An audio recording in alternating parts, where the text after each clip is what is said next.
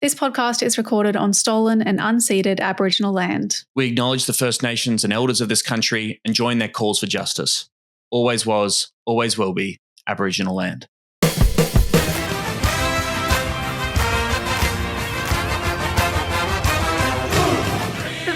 Bonus! It's just me. I don't even have Tom to do cool side effects. But hi, I'm Emerald. This is Serious Danger, a podcast about green politics in Australia. And we're doing bonus candidate episodes ahead of the 2025 federal election. We're not an official Greens Party podcast, and we're proving that this episode by talking to a non-Greens candidate. This is a really interesting little preview that we wanted to do of the seat of Fremantle because there's this unusual contest between, there's a sitting Labor MP, but there are both there's a Greens candidate and there is a teal, and there is even a Socialist Alliance candidate running to unseat Labor. It's the same independent candidate, Kate Hulett, who ran in the state seat of Fremantle and came within a few hundred votes of beating Labor. But of course, an unusual situation where you've got teals going up against Greens. So for this episode, we are talking first, I spoke to Amy Warne, who's the Greens candidate in Fremantle, and then I spoke to the Climate 200 independent teal candidate, Kate Hulett, who is also running. I hope you guys enjoy it. I forgot to say, by the way, thanks, Mike the Griff Griffin. That's our producer. Enjoy.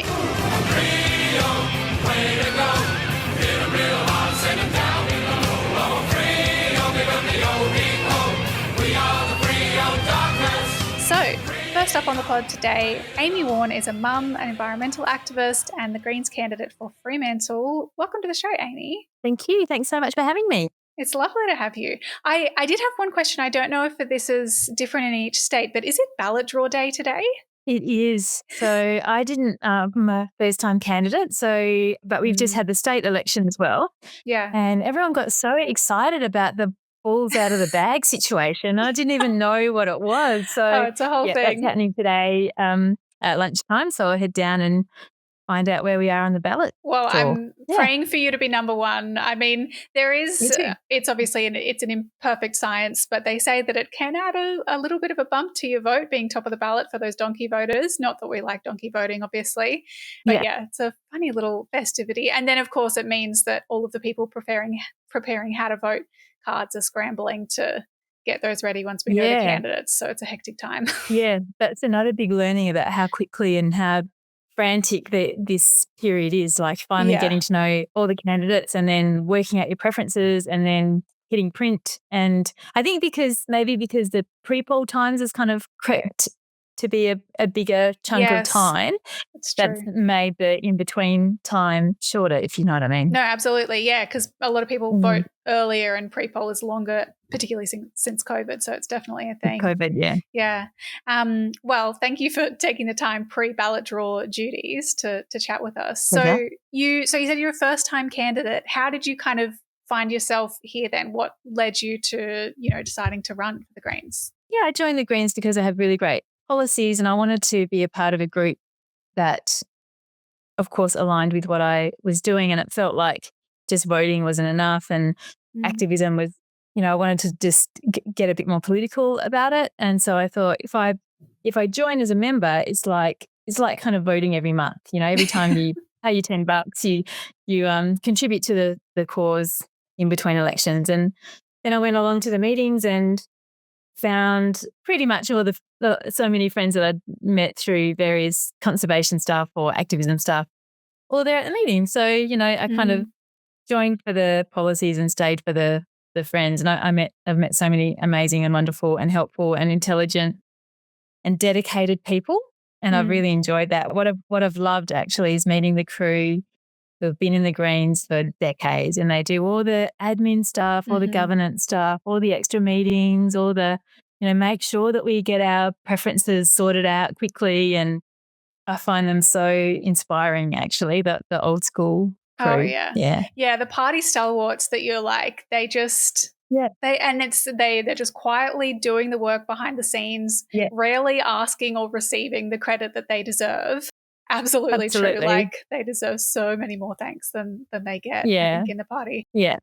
So I read on your little bio on the Greens website that you had been involved before kind of the Greens with environmental activism. You know, you were arrested with Extinction Rebellion, I believe. No, I was. Oh, you weren't just involved. I was involved and I was doing the town hall talks quite a lot, but I was my famous arrest was for the wetlands down here. They were going to build a road through the wetlands, the Roe Highway.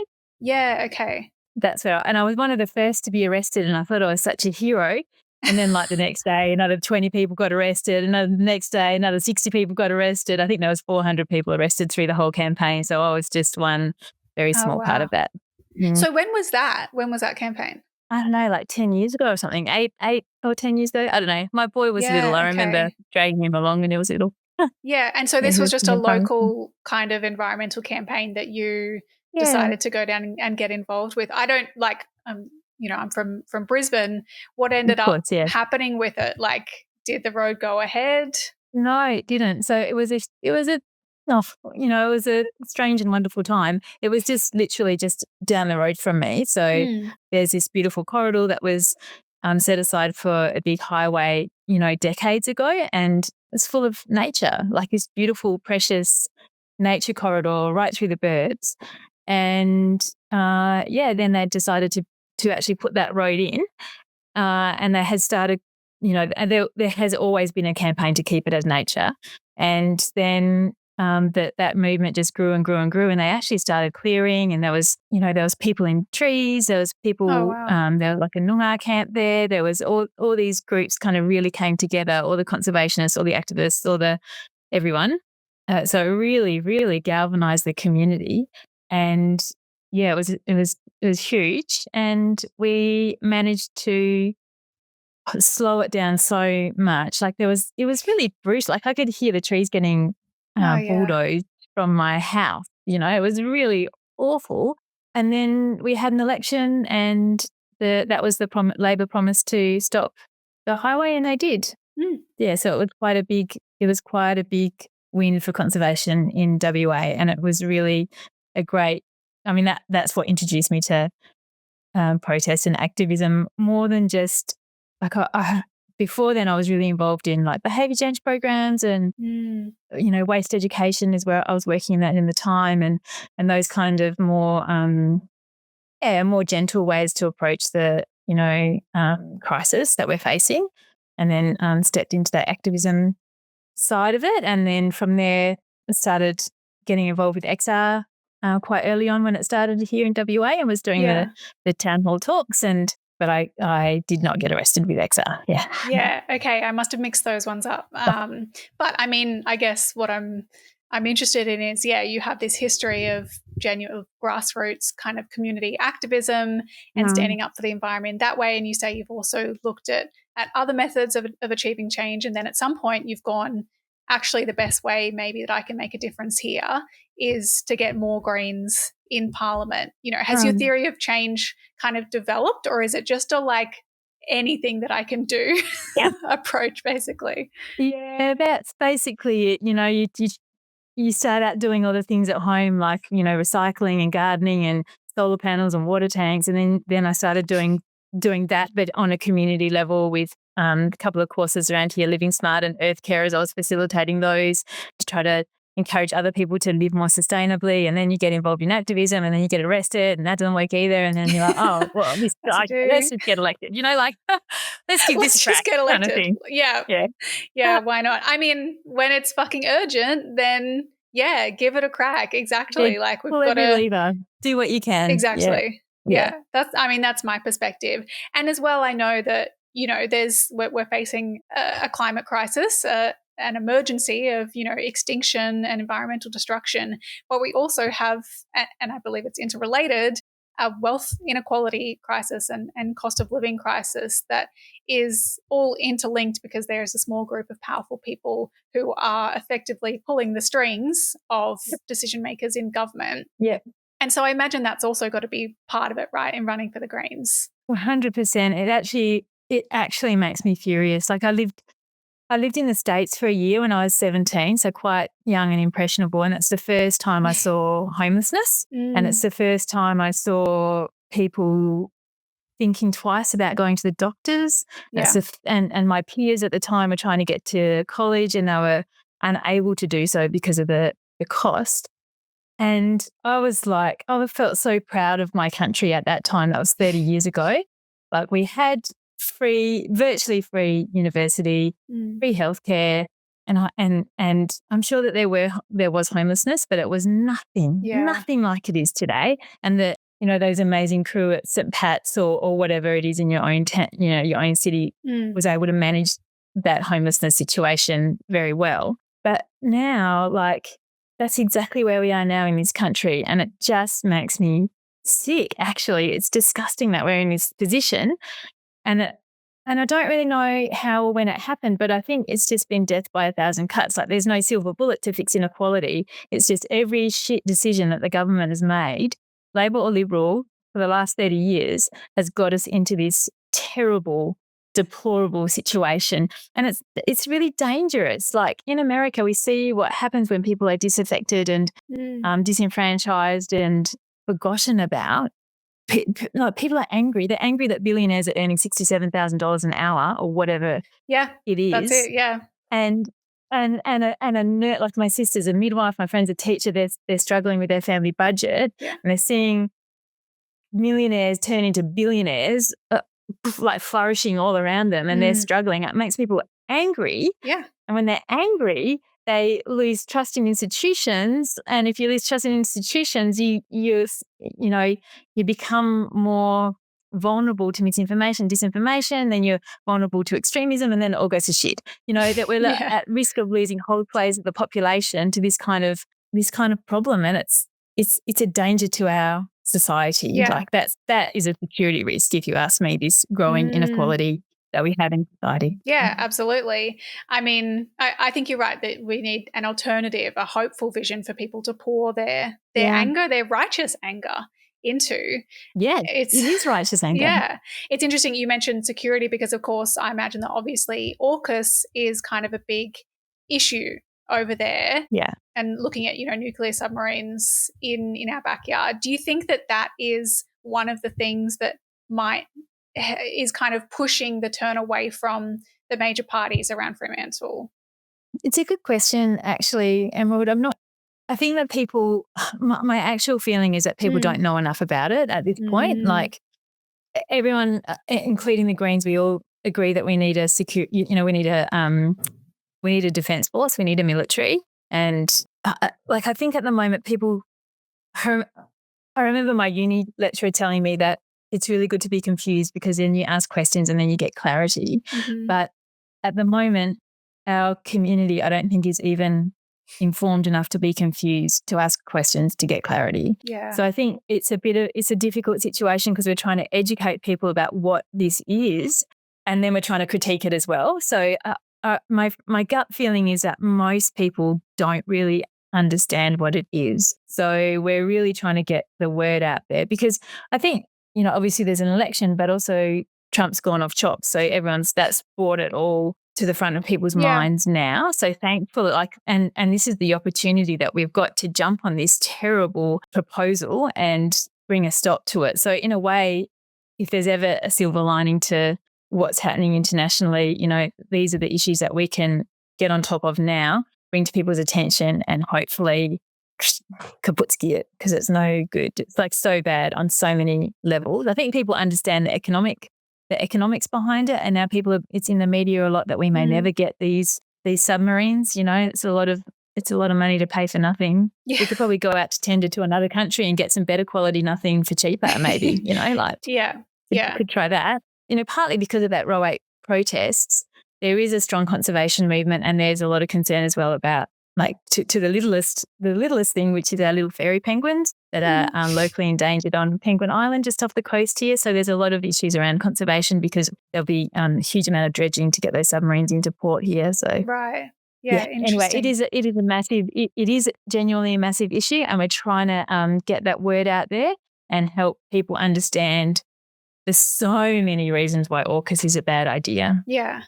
Yeah, we so before the WA state election, I spoke to Jared Mazza. We had a little bit of a chat about the WA election. We were talking about the state seat of Fremantle and kind of this interesting contest there. Like, it seems as though it's one of the more progressive seats in the country, kind of looking for alternatives to the major parties, and particularly seeing that maybe Labor's not good enough, and on issues like gas. Is that how would you, like, for those of us who don't know Fremantle, how would you describe the vibe there? What is the situation on the ground? So the state seat of Fremantle is definitely more inner city vibes, more progressive. It's much smaller, hey? It's much, much smaller than the federal one. Yeah, the federal one's about 4 times the size or so. Yeah, wow. So the federal seat goes from that inner city Freo vibes, which is, traditionally kind of artist, bohemian kind of, and that now it's been gentrified, that kind of thing that's quite common in old cities. Yeah.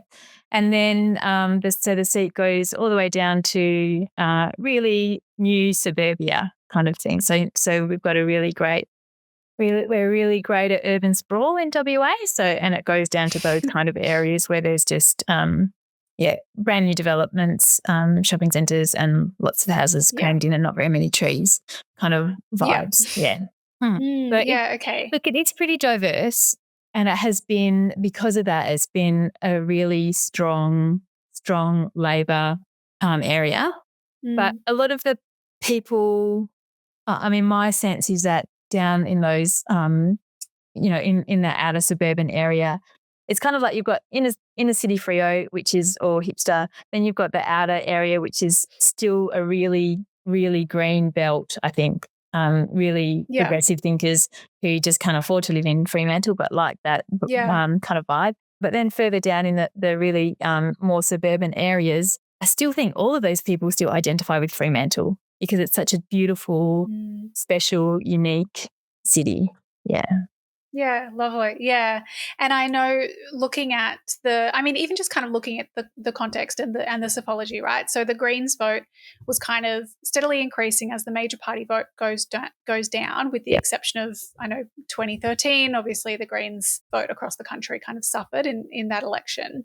But there is this story of the rise in the Greens vote. In the state seat, we saw not just the Greens, but also this new independent coming in and running against Labor, which is interesting because this is kind of a teal-ish independent, but for the first time running to knock out a Labor MP, which is unusual.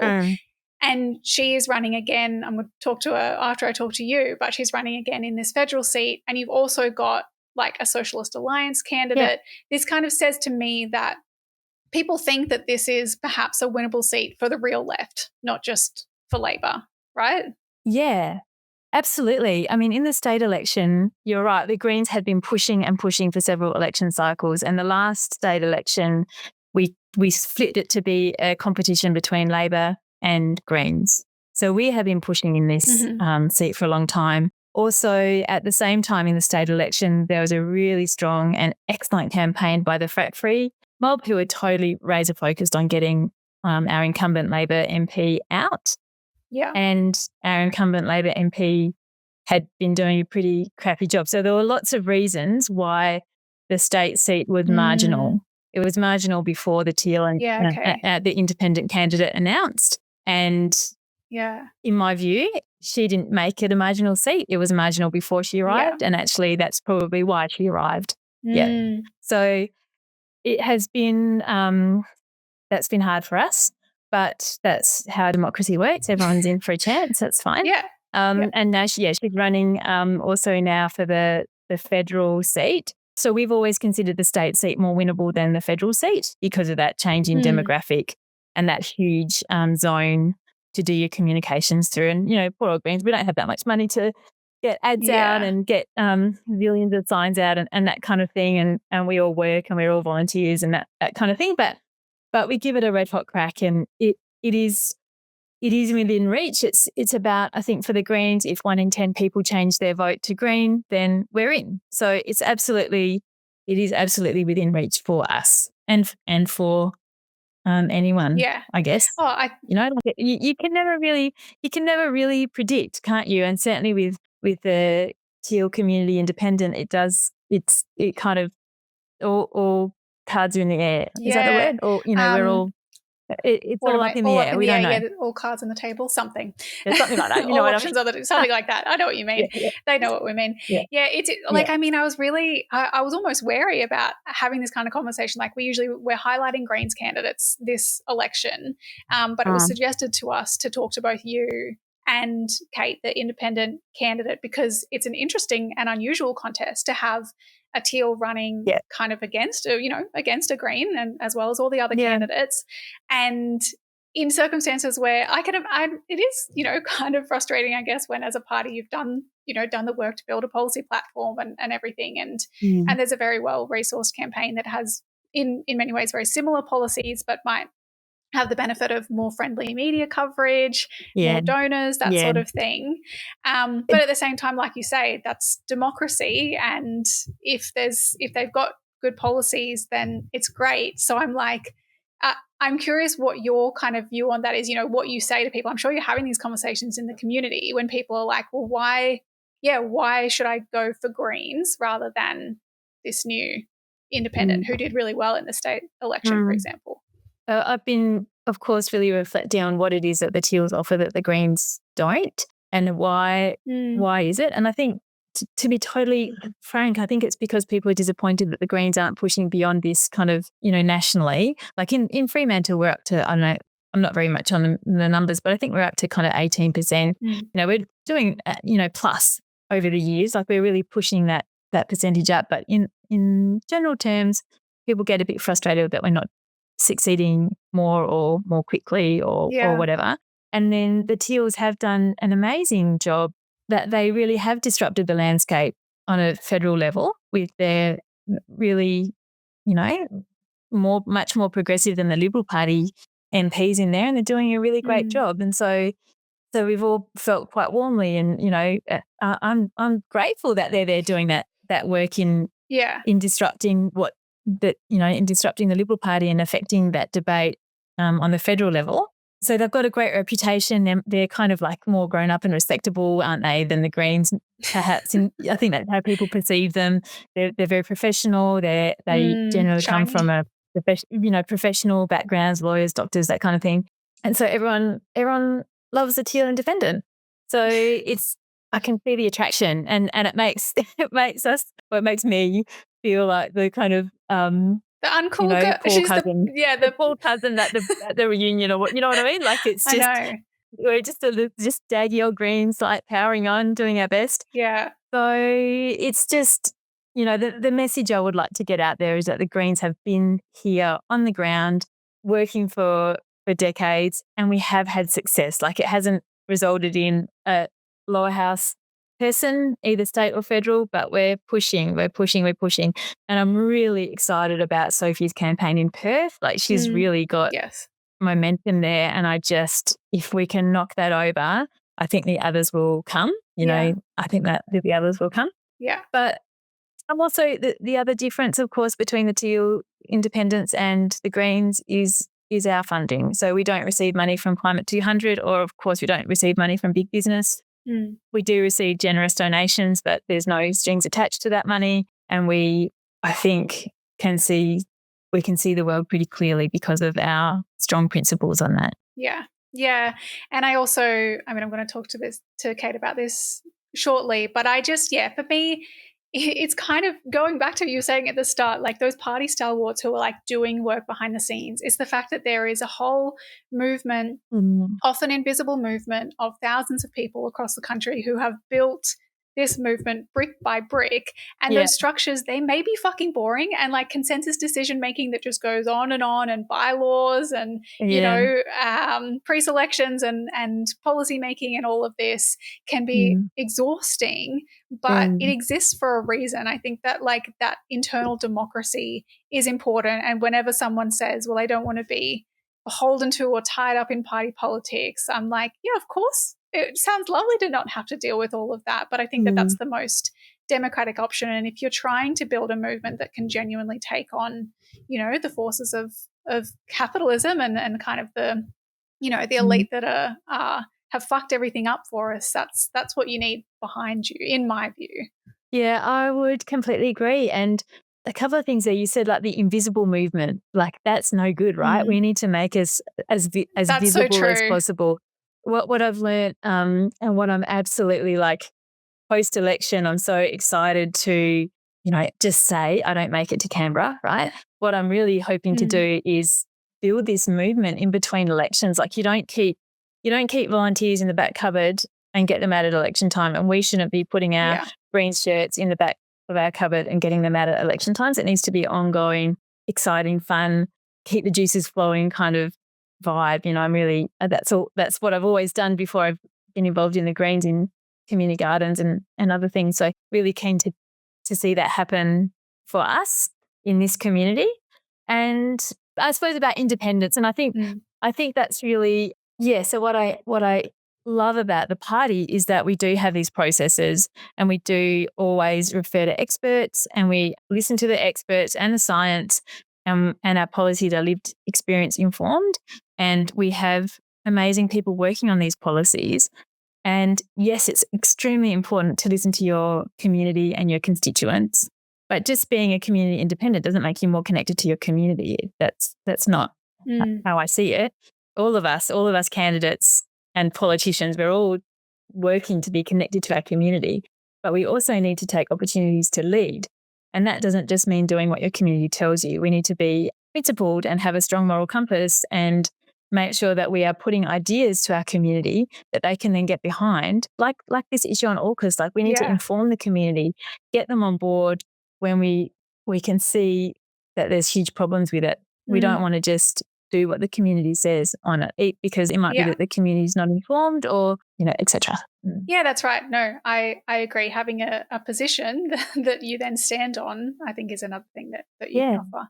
And that everyone knows our positions, our policies are out there. There's no surprises. There's not. I don't think people perceive that the Greens kind of flip flop on their policy decisions very often. I don't think we have. I think we're pretty firm on our principles, our 4 pillars, and everything that flows from that.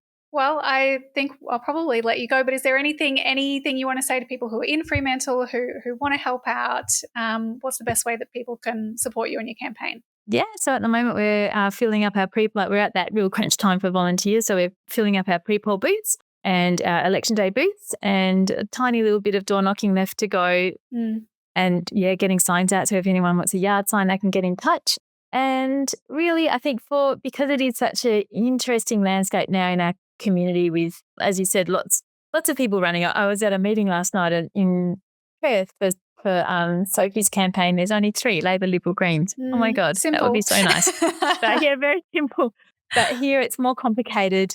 And look, it's just really important, I think, to keep that solidarity in our community, making sure that we're supporting each other and keep the vibes friendly and positive. And for us, on the left, like keeping that focus on keeping Dutton out and making Labor as honest as we can. Yeah, that's what our focus is. Absolutely. Well, thanks so much, Amy, for coming on the show, and good luck. Pleasure. Thank you. Thanks for having me.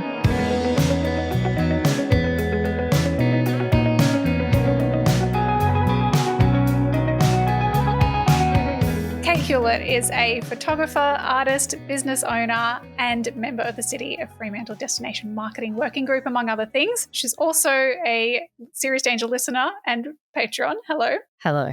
And you're the independent candidate for Fremantle. So thanks for joining us, Kate. Well, thank you so much for having me. So we spoke to Amy Warne, who's the Greens candidate, but we probably couldn't really talk about Fremantle without talking about the independent contest there as well. You ran in the state election and were so close to ousting the Labor MP. It was like a couple of hundred votes. Is that right? I'm looking at the little ABC graph here. Yeah, it was pretty remarkable. It was a huge 26% swing against Labor, and in the end it was 400 and something votes between us. But of course, because it's through preferences, it was like 200. So it was really close. I mean, the best part of it was that the whole cabinet was delayed thanks to Fremantle, and they had to wait a couple of weeks before they could sit again. And yeah, having a senior Labor minister who was good pals with the Premier on, a kind of tenterhooks about this, it was really great. And it was, the most remarkable thing was how energized and excited and engaged the community were, really, really paying attention. And it was electric. It felt really cool, like no other kind of campaign and energy in this place for politics ever before, because, it's so dull. WA politics is, as you've said, it's like we're run by Woodside and gas companies, and the Labor Party are effectively a subsidiary of them, and we're just stagnant and stagnating. So it was awesome. To kind of shake things up a bit. Yeah. Totally. So you decided you ran in state and then you decided to run for federal. Today, when we're recording this, is ballot draw day, which means you would have had to sort out your Section 44 issues. Correct. Are you no longer a British citizen? The King has declared I am free. It's so nuts. And yes, after this, I'm going to Bibra Lake to the lotto draw thing. And so we'll know how many people on the ballot. But yeah, it was really, I feel like this whole year, because I didn't intend to do any of this stuff. It was a really last minute kind of decision. And every week there's been some new crazy happening. And then the crazy happening of the last kind of fortnight was, you can't just go online and renounce your citizenship and pay the $1,000 and it happens. You've got to wait 6 months for a friggin', stamped. They have to say you are released. Yeah, signed quite bizarre, letter. really. And then you've got to, if you get in Parliament, you've got to flip and, pledge allegiance to the King. Anyhow, so yes, we managed to pull the universe's strings and were renounced within, moments to spare. So yes, I shall be on the ballot. Yeah. Congratulations. You're a real Aussie now. I mean, I was just born here and lived here, but yeah, how annoying. Anyway, all done now. Yeah. Truly bizarre. Section 44, it needs to be abolished. It's ridiculous. Agreed. So we obviously, you said you're a listener of Serious Danger, looking at kind of the issues that you've been running on. We are a podcast about green politics in Australia. You've got a lot of kind of your priorities aligned with the Greens, but you're running as an independent. So how did that end up coming? How did you end up running for, independent as opposed to Greens, for example? Yeah. I probably my most frequently asked question, that one. And the origin is that I don't want to be a politician. I didn't want to be a politician, and I don't want to be in politics. So that's a good start. I've got some bad news for you. Yeah. Uh-oh. You have nominated Something for this went job. dramatically wrong. Plot twist.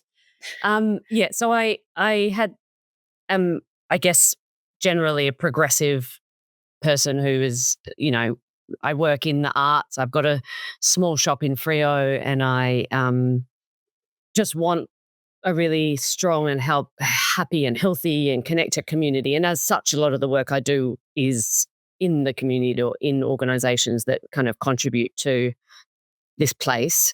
And therefore, I know lots of people, and, I'm connected with lots of people in the community and so on. So I knew last year that there was one of those voices groups kind of searching for an independent candidate. They had established that there was a desire in the community for someone to represent them outside the party system and give that a go. And I thought that was a good idea. I didn't really participate in that so much. I knew it was happening, and I knew some of the people that were running it, but I didn't, I'd kind of put forward ideas of people who would be good candidates, and they kind of kept coming to me and saying, your name keeps coming up as someone that people would like to run as their independent. And I was like, that's cool for them, but I don't want to do it. I've got a happy life. I'm very content. Thank you so much. Keep going. Find someone else. And then at the very, very end of the year, I got, I guess, a last ditch formal approach from them to say, we are absolutely desperate. Our government, and I know you spoke to people, Jared, and you've spoken about it on the pod about the fact that Labor is a complete majority in Western Australia and there is no kind of out of it. It just feels like we're completely locked in.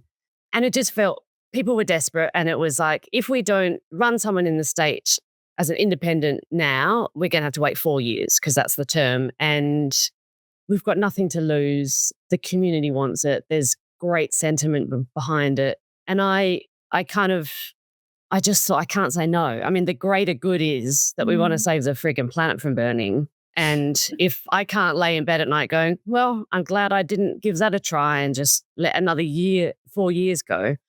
So I just went, all right, stuff it, let's do it.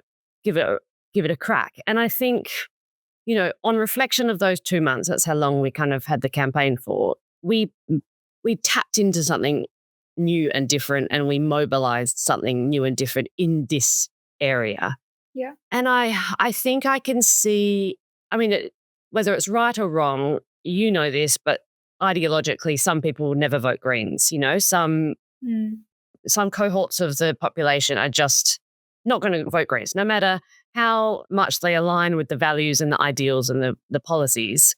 There's something in them, some emotional baggage that will never permit them from voting Greens. And I just can see now that we need to try and meet those people in other ways, and if we're looking at greater good, then this is part of the walk forward to a better outcome for all of us, for all of Australians. And I think we have to try everything, and I'm so concerned that all the voices which are really influencing the government are coming from the right, all the other voices, all the other players, whether that's corporations, lobbyists, whatever. And to try and ensure the Overton window doesn't go too far one way, we need more voices going, hey, we really care about this stuff as well. Yes, yeah. And, the outcome was both Roger Cook and Simone McGurk, so Premier and the Minister who won Fremantle in the end, both said this result was about the environment and it was about, people's feelings about that. So we got this attention and we influenced them, and I think that's a good thing. Yeah, I guess because my question is, if you are someone that people are saying has, great influence and kind of skills that can be used to rally support, and there's a whole bunch of people that want to do that to rally support for an alternative politics, a progressive politics, why not put that in behind a movement that's also trying to do that? Why not throw your support behind the Greens, endorse them, volunteer, that kind of thing, instead of going independent? I guess why not both, and what it has felt actually now, zooming out, it's become really tribal, and it's like, well, you have to be in a party or you cannot participate. And then if we say, well, a lot of the community are saying they're sick of the parties and they're sick of the kind of positioning and, all that, then perhaps part of the ingredients in this cake that we're baking is some other little pinches of cinnamon. And I'm making a strange analogy here, but I hope you're taking the point. I think, and whether the independent kind of movement that's happening is going to be like a 10-year or a 20-year thing, I don't know. But what I hope is that the impacts and the what it's reflecting, the kind of desires of the community, might influence particularly the two major parties to start actually listening to the community and actual humans rather than big business and whatnot. It might shift the way they behave. And ultimately, I think it's useful to have more voices with more localized representation to influence the bills and whatever that gets put up in Parliament. And I think actually it's not an either or, it's a both, and I think that we can work to, without being fixated on the parties, think about the greater good and what we can all achieve to move things forward in a good way. And I certainly hear the concerns, but I think we I don't think we need to get bogged down in the football team party kind of idea. I think we can all think of me as a cheerleader on the side, or, someone selling hot dogs. I don't know why I'm making these weird analogies. I'm so sorry. All the food analogies. No, it's good. Exactly. I'm hungry. Yes. I think I agree. Like if it's about tribalism, that's not necessarily for me what my thoughts are. But I guess I have a few thoughts on this, because it's like, why not both? And I think you're absolutely right in terms of voting, that Australia, we speak about this a whole lot on the show, that we have a preferential voting system. That's fantastic. If you've got more candidates in the race who are pushing for a particular side of politics, there's no splitting the vote. That's a nonsense argument, right? Yeah. But there are limited resources in terms of donations, volunteers, that sort of thing. And like, to put it bluntly, I do think it's probably true that teal candidates like yourself would be taking money, donations that might have otherwise gone to the Greens. So that would damage the Greens' prospect. And then the other thing that I think about is the story that it tells if and when the Greens go backwards, because the vote is, quote, split, on a three-party preferred or two-party preferred basis. It might end up that the independent, the progressive side actually has a majority, but the story that's told if the Greens go backwards just slides so easily into this narrative that actually Greens policies and Greens ideology about reducing equality and tackling climate change are unpopular. They went too far on supporting Palestine. They shouldn't have supported unions with on the CFMEU, that kind of thing. That is so easily the story that's told when an independent, I guess, quote, beats the Greens. And it makes me think that's the problem, I guess, with the teal movement, that doesn't have a unified ideology, that then it can be, the media narrative is so easily to just map on that, well, people don't want the Greens. Yeah, maybe people don't want major parties, but it's just that they didn't want the Greens, and maybe they just want change. What change do they want? Just change, just new voices. You know what I mean? Yeah.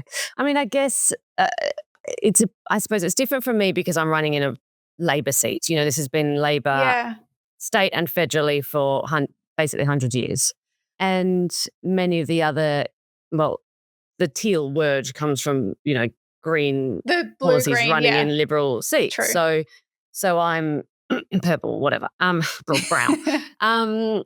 So yes, that's true. But then I guess, the media narrative, we're dealing with the media that is completely biased and influenced They're by, always going to be shit. The narrative will be impacted anyway, negative to the Greens. And that is the problem that we're trying to, I guess, the crux of it.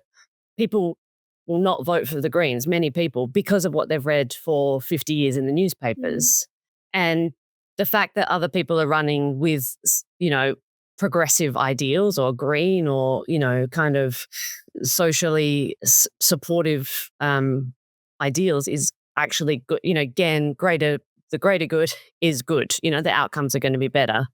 Yeah, I think, I guess in the neighbouring electorate to ours, Curtin, where Kate Cheney's running, the Liberals are absolutely annihilating her in every way, like kind of really aggressive letter drops with, really foul kind of stuff, which many people in Fremantle would read and go, this is all positive. Like these headlines are all great.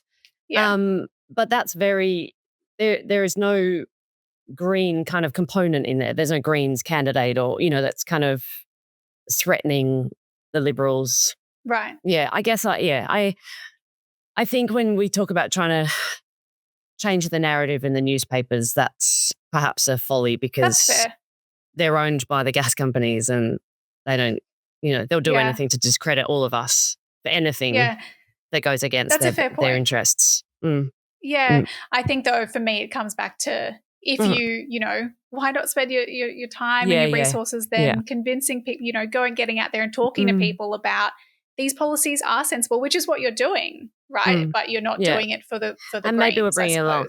And in the state campaign in Fremantle, the Greens vote in the upper house was highest it's ever been. And I would like to think that many people who we had talked to on doors and, through our communications were like, that makes sense. And we went really hard on saying when you're voting in the upper house or you're voting in your preferential, ordering, and by the way, not a single person understands preferential voting, and that's a huge problem that we're trying to combat.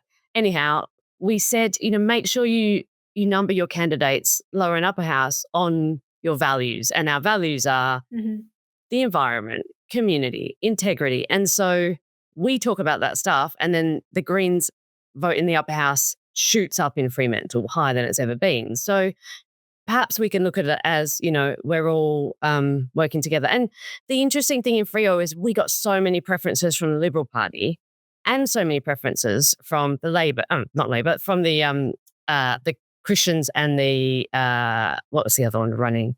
The Animal Liberation Party, whatever they were called. So we were really becoming a broad church of people that are hearing these messages and perhaps, coming along on this journey that has been paved, the foundations have been put down, but we just have to try and see how we can bring more people along in more ways. And we've been speaking a lot about how, and I think you guys probably spoken about this too, and you look in America and the right wing, like anyone can join, anyone can participate. They'll take anyone.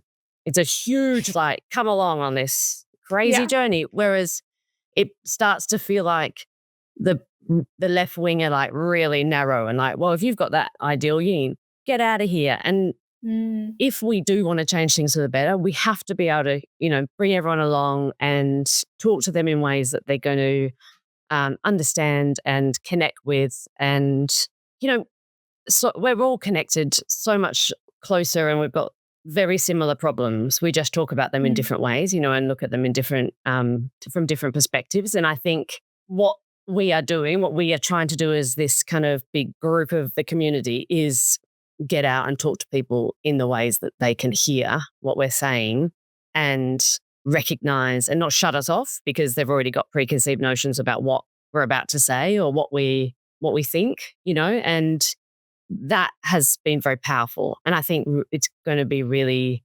positive in WA. And, back to, and I'm talking about WA, obviously, because I'm in WA, but the world thinks that we are just run by gas companies. We are. But we don't all love gas companies. We're not all we're so proud to be annihilating, ancient rock art and bleaching our corals and cutting down our ancient jarrah forests that don't exist anywhere else.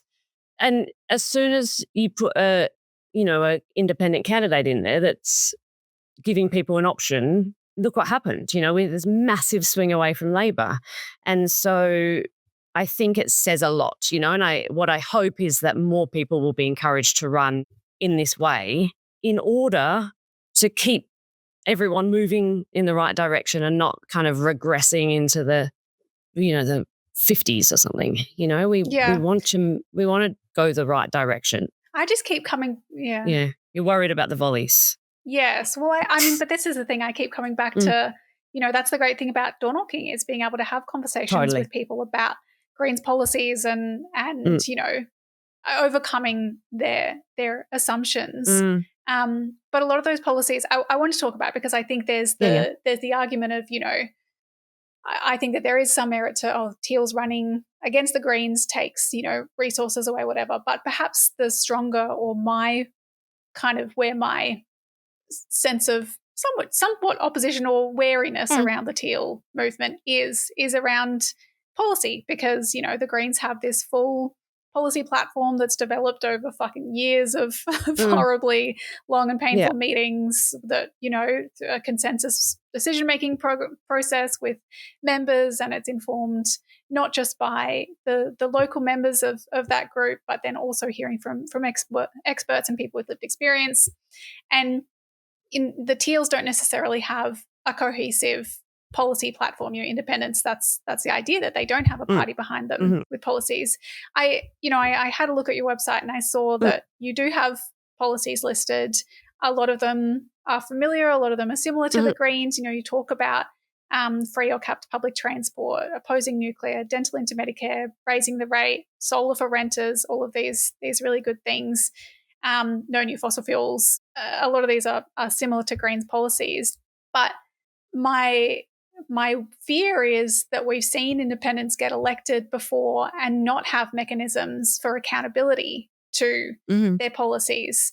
And you can have, like, I think, to be honest, you've got more detail, more policy detail than other independents that I've seen running a lot of the time. But do you have, I guess, even just personally, a way that you would hold yourself accountable to those policies if you get in a situation where maybe you think it strategically not the best move, or what if the local community says, actually, no, we want you to support this new coal mine or this new gas project? Yeah.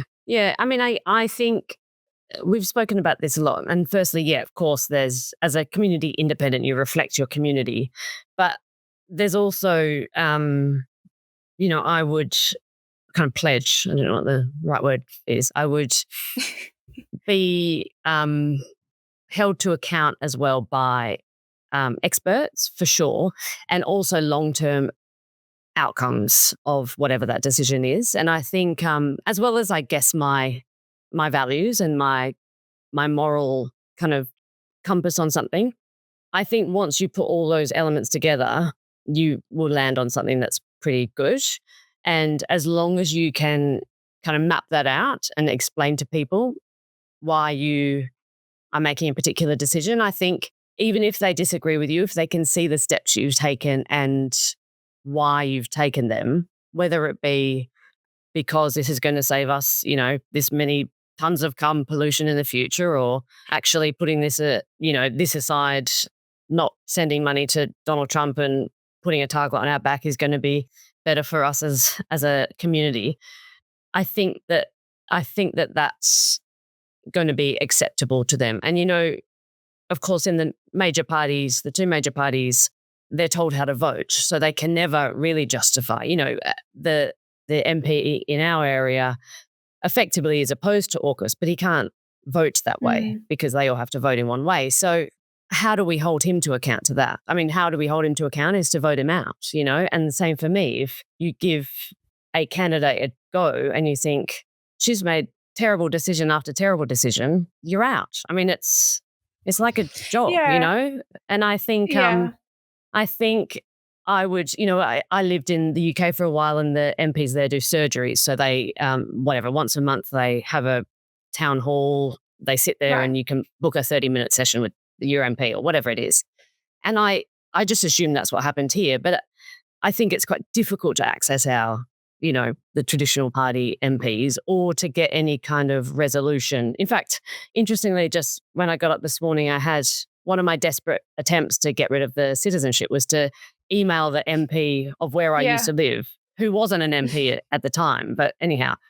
And she had contacted the Home Office, and then one of her people emailed me and said she's brought it up with whatever the Home Officer, what that person is called, on a phone call. And I thought, how incredible that some person she's never met who lives in Australia trying to get rid of a citizenship, she's not only put it forward as a question, but she's called someone about it and then emailed me. And I thought, that is so different from the experience we have with our parliamentarians. And I think accessibility, I mean, I've got a shop in Freo and I have done for many years.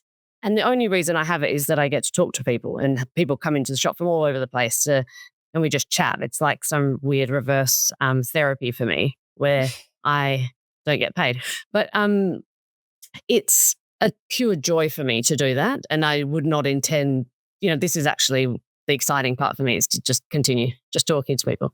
As you can tell, I've got a lot of words.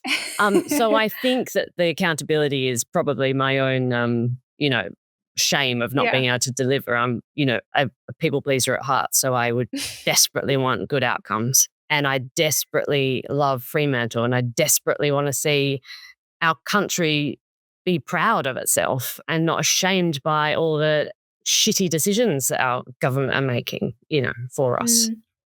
Yeah. And I want to believe it. But I have to say, this is why I think, but I personally, I don't think I could vote independent over Greens, even if I loved what you were telling me, because there's no, I know when I vote Greens, I know the policy platform, and I know that my MP has to then vote in accordance with that platform. And I think there's something about that like at the same time I can understand people going, oh, all of the party processes and that sort of thing, I don't love it, but that's how you get, democracy requires accountability.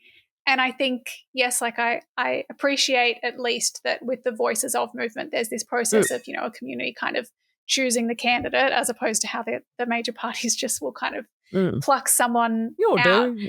Yeah. But that broader, I guess that's for me, that's why I end up with the Greens, right, is because there's this whole network of, and systems that have been built up literally over decades for accountability and internal democracy, as well as, it starts from the branch level. They've got local roots, it is people of the community. Yeah. But it's also, there's LGBT plus working groups, there's, all of this kind of thing and processes that they have that I'm like, I know that's what I get. I totally take that, and I understand that that is reassuring for people. But I suppose the joy when we're talking to people on the doors is to say, we are not accountable to a party and all those mechanisms. We are just accountable to you. So almost like, rather than the Green Party, it's the Fremantle Party, and it's the electorate of 100,000 people that then, there's the little groups with the little interests within them that I can directly go to and who can directly contact and influence where we go as a electorate, and as a single electorate party, and I think it's a really interesting mechanism. And I think we'll just see how, this election is going to be really interesting to see how the sitting independents do, and whether people think, well, you know what, I preferred when Scott Morrison was in power. Let's go back, or whatever. And I think that, I suppose as well with the Greens mechanisms, the Greens, it's a kind of a group decision on stuff and policies, but the group is Greens members. It's not, and it's those people that have actively chosen to participate in that. So it isn't perhaps as broad as it could be. And, I was talking to someone door knocking last weekend, and he literally bristled when I said the word, I think it was climate change. But then as we continued the conversation, he was just rattling off all the stats about the gas companies, ripping us off, and Norway and free education and da. So he, in a million years, wouldn't join the Greens because he literally physically was revolted by the phrase climate change. Yet he would completely be on board with the things that, the Greens are talking about. So how do we, pull him in and make him proud of the things that we can do to make him wealthier, and, because we're getting royalties from gas and clean air to breathe, and his kids aren't paying for union, and so on and so forth. So, I think if we looked at it as the party is the electorate, let's go with that. Yeah. I mean, I will, in defense of Greens MPs, I think that they obviously also consult with of course, community and that. But I understand what you're saying. It's that broader, more about a local approach. I have so many more questions that I wanted to ask you, but I probably don't have time. I want to talk to them about this. I want to ask a question about this. What do they think about that? The only thing I couldn't find that probably I did want to make sure I asked this question. Do you have a position, you personally, and or the kind of Voices of Independence, on supporting the Liberals in a balance of power scenario, supply and confidence thing? I mean, thank goodness that I think the Australian people are going to make that decision for us, because the polls are showing it's a 2% chance of Dutton getting in. So, I mean, I don't think we're even going to have to make that decision, but I certainly would reflect back on what our community wants. And we've been, a Labor seat for 94 years. So I don't know how much of the Fremantle electorate is going to encourage me to form a coalition of sorts with Mr. Dutton. Okay, so cross that bridge when you come to it. And I certainly think that the Australian population is going to make that decision for us. I hope so. I hope so. All right. Well, anything else that you wanted to say, to folks listening before we sign off? I mean, you've got 2 ballot papers, lower house, upper house. I think use them both wisely and give the independents and minor parties, pop them up towards the top of your ballots and put the major parties towards the bottom, because even that sends a huge message to the major parties about what you care about, and spend like 30 seconds getting your head around preferential voting, because every number, I mean, we certainly, the state campaign really showed that every ballot counts really hugely, and your preferences really do count enormously as well. And participate, because it's really important. And this is a really crucial election. And, we just get this chance every 3 years. So take it. All right. Well, thank you so much, Kate, for coming on the show. I feel like I want to take you out for dinner and ask you all the questions that I've got written down, but not about elections, just about other stuff. It's so good to talk to you. Thank you for having me and letting me give you some cool little analogies which made no sense. Of course, anytime. Okay, catch you later. Serious Danger Australia.